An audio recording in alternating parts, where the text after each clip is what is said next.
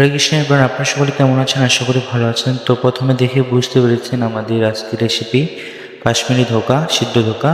তো আপনারা অবশ্যই আমাদের ফুল ভিডিওটি দেখবেন, শেষ পর্যন্ত থাকবেন। তো প্রথমে আমরা নিয়ে নিয়েছি পুষ্টি ময়দা। তো পুষ্টি ময়দা প্রথমে মখির করে নিয়ে নিতে হবে, একদম নরম করে।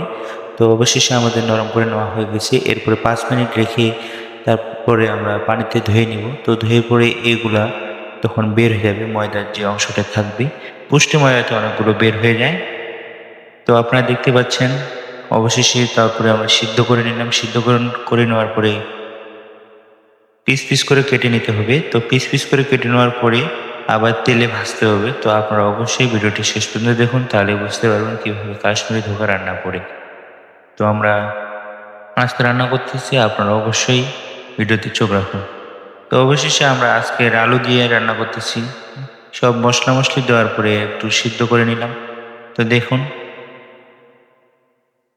অবশ্যই তরকারিটা কমপ্লিট হয়ে গেল। এরপরে আমি খাবো, চলুন যাওয়া যাক। কেমন হয়েছে একটু টেস্ট করে দেখুন। অনেক সুস্বাদু হয়েছে। ধন্যবাদ সকলকে। ভালো থাকবেন, সুস্থ